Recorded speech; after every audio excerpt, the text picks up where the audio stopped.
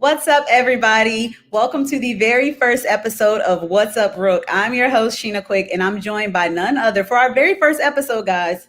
West Virginia defensive tackle Darius Stills. Now, you guys, I'm sure you've seen all the highlights. You know that he's an All-American. You know that he's going to further his career in the NFL draft, which we're less than a week away from. But what's up, Rook? We want to know who you guys are underneath the helmets with COVID kind of limiting locker room experiences and open locker room. This is how we're going to get to know you guys. Most of that stuff has been relegated to Zooms. So we're trying to give the fans a perspective of just who they'll be cheering on every Sunday. So Darius, thank you for taking up time with us. How are you today? I'm good. Good. I'm glad I'm on the show, and I appreciate you guys having me on. For sure. Now, your dad played in the league for 10 years. How has he kind of, I guess, giving you a rundown on what to expect throughout this process? Although COVID makes your process a lot different from his. So just being able to be a man in the process, really taking feelings out of it, because from here on out it's business, but really they care about you as a person, but like at the bottom line it's business. So being able to just come in every day, being on time, being on your, doing the best every single day in order to play. So just really just learning how to, be a man in the situation. For sure. Now, of course, COVID has just wrecked shop everywhere. This was a very unconventional year, but you managed to turn lemons into lemonade, and you finished with an All-American consensus honor. Who are you off of the field? We know you're a beast on it, but who is Darius Styles underneath that helmet? So off the field, I'm just a chill, relaxed guy. I like to just lay down in my bed, relax, recover my body, and really I'm just laid back. I'm very chilled.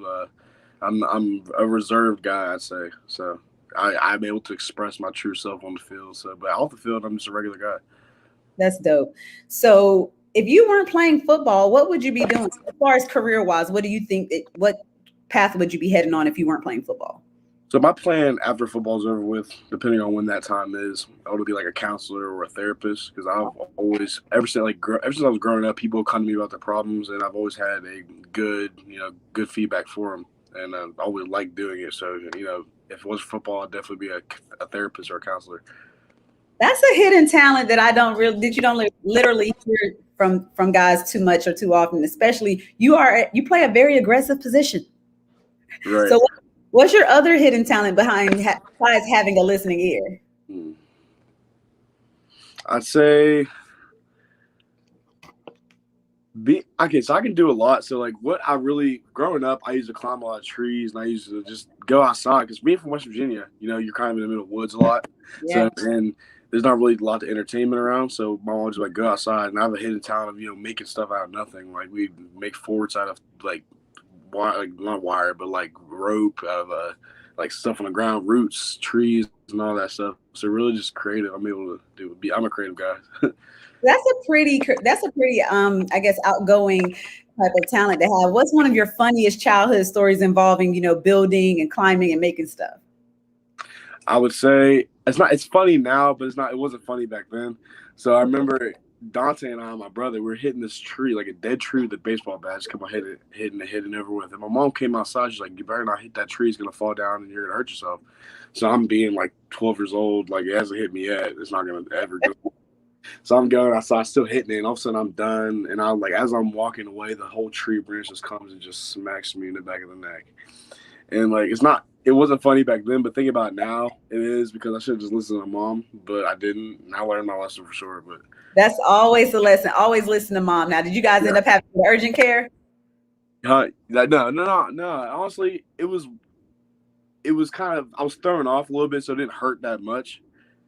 But like, I didn't really know it was gonna hit me. So when it did, I was like, oh my god, like it hurt a little bit, but it wasn't enough to go to the urgent care. My mom told me, she's like, "I'm not going anywhere. You're fine." I told you. Rule: no blood or broken bones. No. Well, it depends on how much blood. If it's just a little bit of blood, you're gonna have to thug that out. Yeah, I thugged it out for sure. It was a little scrape, but it wasn't. It was more just the impact is what surprised me the most. So any funny college stories that you can share? You can change the name to protect the guilty. What was one of the funniest things that happened to you or around you at West Virginia? I'm gonna tell you a story. So it was like my first week of freshman year. So I was with one of my friends. We went to the locker room.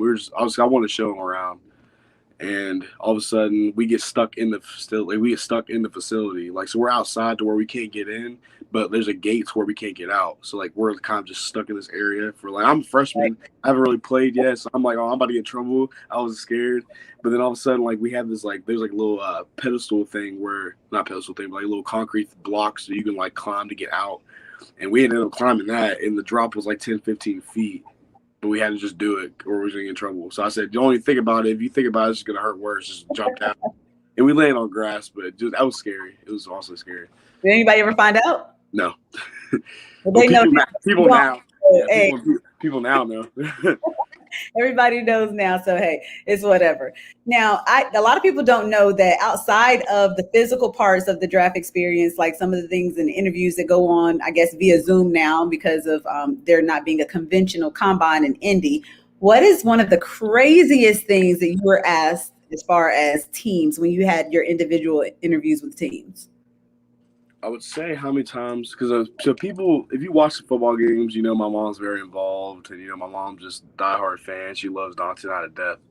So really, I wouldn't say there's a question, but I say there was like a segment where I would tell the reporters like how much like because they know Dante and I were ornery growing up. We used to do a lot. Dante and I would wreck a lot of stuff in the house, and there's a question saying how many times did my mom whoop us in one day? Did you answer 3 times?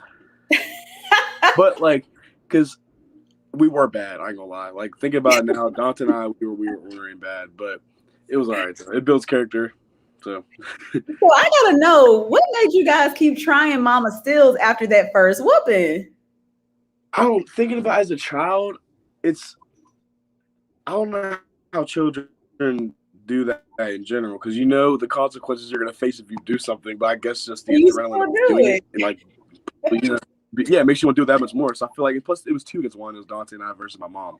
So you know we kind of felt like we could get a lot away with a little bit like a lot more stuff, but no, not at all. Well, I didn't try Dad. I'll try Mom the most. Oh yeah, I'm not trying my dad at all. Huh? That's a no go. Well, we have a couple of weeks before Mother's Day, so you need to make sure you're making it up to her because it sounds like you guys were a handful. 100%. Now, your younger brother is still in West Virginia. Have you shared any of your experiences with him as you're going through this process? Oh yeah, so we live together in the same apartment. I'm back in Morgantown now, and Okay. so he knows exactly what I'm going through emotionally and physically, also just with the workouts and everything. So he's definitely getting a good sneak peek on what he has to do in order to get to where I'm going to be in the draft. So, and that's what's good for him is I'm glad that I'm the older brother because in my position, I'm kind of going in blindly in every situation, not knowing what could happen. So, but with my brother Dante, he gets an idea of what's going on, so he goes in more prepared. So, but that's just the position I'm in, and I'm actually glad. Now, going into this interview, I read that you went into senior year with a chip on your shoulder. Let's talk a little bit about that. Oh yeah, so my whole career, I've been told I'm undersized, and really, I feel like if undersized is really a problem, I wouldn't be sitting here talking to you right now. I wouldn't be sitting here about to play in the NFL. So that undersized stuff doesn't mean nothing to me. But that's really just what my chip just been my whole life is just being that undersized guy, not getting recruited just for those reasons. I would go to camps, dominate, and they still say, you're not a prototype guy, so we're going to skip out on you. We're going to offer your brother instead. There's a lot of head coaches that would bring us both into the office, sit us down just like this, and they would say, we're going to offer your brother Darius, not you. Just because you're the undersized thing, yeah. Wow. So that's why. So I was I took it to heart a little bit, but at the end of the day, I can't change how I am. So I just said I'm gonna make sure every team that didn't offer me a scholarship really felt me and regretted not doing so. So that's the only thing I control, and I did that so far. So probably around this time next week, we'll know exactly where you'll be playing and who are fans getting. We know we're getting, well, not weird, but they know they're getting Darius, the productive tackle. They're getting Darius, the listener, the counselor. Who else are they getting? Just a plain ball player, and I'm a nice guy. People think all because we play football and play a professional sport and that we're on the platform we are, that we're not regular human beings. We got the same problems everybody else does. We got the same insecurities, the same everything as everybody else.